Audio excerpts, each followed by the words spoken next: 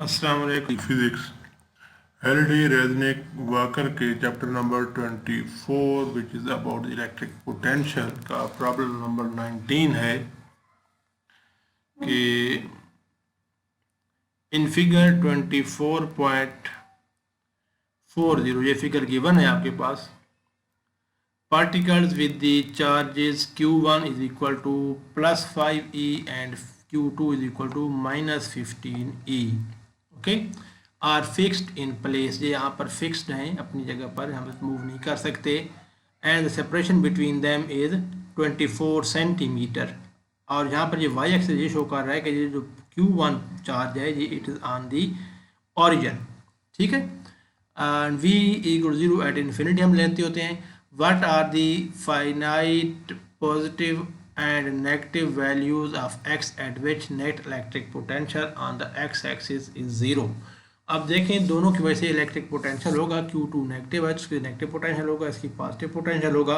वो दोनों एक पॉइंट पर को कैंसिल कर देंगे जब दोनों आपस में बराबर होंगे। तो वो कहाँ पर बराबर हो सकते हैं? वो बराबर ऐसे इसी पॉइंट पर होंगे जहाँ पर जिसका फासला Q1 से बहुत थोड़ा हो और Q2 से ज़्यादा हो।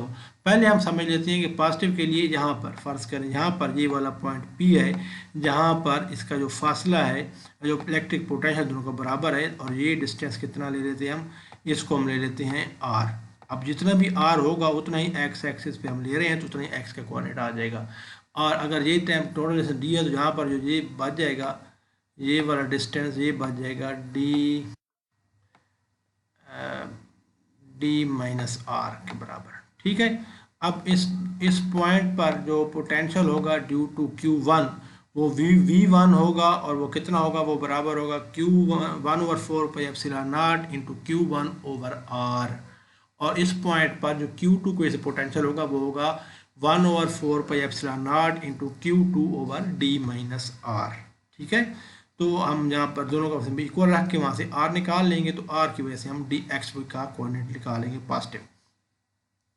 तो हमने ये कहा कि V1 V2 बराबर हैं, तो ये वैल्यूज हमने पुट की जो मैंने बताया आपको Q1 ओवर R। और अब देखें यहाँ पर ये 1/4πε0 1/4πε कैंसिल हो गया। अब आगे चलें, आगे देखें Q1 की वैल्यू है 5e और Q2 की वैल्यू है 15e। मैंने माइनस नहीं लिखा क्योंकि हमने दोनों का आपस में इक्वल कर दिया। इनको मतलब ये है कि जब ये इसको इधर ले जाएंगे तो जो माइनस हो जाएगा तो ये ओवरऑल नेट पोटेंशियल क्या आ जाएगी, 0 हो जाएगी। तो अब इसको इक्वल रख दें। अब ई से ई कैंसिल हो जाएगा और 5 वाला टेबल यहाँ पर 5 1 ज़ा 5 3 ज़ा 15 हो गया। तो आपके पास क्या बन जाएगा 1/r इक्वल टू 3/0.24। अच्छा ये डी कितना है 24 सेंटीमीटर की वन है हमें, तो 24 सेंटीमीटर को हम 100 पे डिवाइड कर दें, वो क्या बन जाएगा 0.24। तो 0.24 माइनस r, इसको सिंप्लीफाई करें, क्रॉस मल्टीप्लाई करें, 1 को से मल्टीप्लाई करें और 3 को से 3r हो जाएगा। ये बन जाएगा 0.24 माइनस r। इस r को इधर ले जाएं, यहाँ पर ये प्लस हो जाएगा, बनेगा 3r plus r equal to 4r equal to 0.24। तो 4 को 0.24 पे डिवाइड करें, जब आता है 0.06, या इसको हम 100 से मल्टीप्लाई कर दें तो क्या आ जाएगा 6 सेंटीमीटर। इसका मतलब ये है कि x की वैल्यू यहाँ पर कितनी होगी 6 सेंटीमीटर पॉजिटिव की तरफ। अब नेगेटिव की तरफ भी हो सकता है। नेगेटिव की तरफ कहाँ पे होगा, नेगेटिव की तरफ पर यहाँ पर कोई पॉइंट P है जहाँ पर पोटेंशियल दोनों के बराबर होंगे। अगर ये डिस्टेंस r हो तो ये टोटल डिस्टेंस क्या बन जाएगा d प्लस r। तो Q1 की वजह से पोटेंशियल V1 होगी, वो तो बनेगी Q1 ओवर R इंटू 1/4πε0, और Q2 की वजह से क्या बन जाएगी, होगी 1/4πε0 into Q2 over D plus R, क्योंकि अब ये डिस्टेंस की तरह बन गए D प्लस R।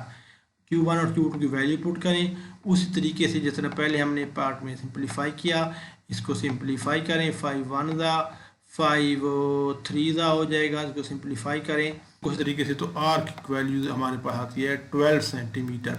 12 सेंटीमीटर का मतलब क्या मतलब है कि ऑरिजिन से लेफ्ट की तरफ, तो ऑरिजिन से लेफ्ट की तरफ जब जब एक्स जो होता है एक्स वैल्यू क्या होती है नेगेटिव होती है ना, इसका मतलब यहाँ पर एक्स कोऑर्डिनेट क्या आ जाएगा -12 centimetre. So this completes problem number 19। तो अगर वो जो पॉइंट है which is 6 centimetre on the positive side और -12 centimetre on the negative side होगा, तो वहाँ पर दोनों की पोटेंशियल आपस में इक्वल हो जाएंगी और नेट पोटेंशियल क्या हो जाएगा 0।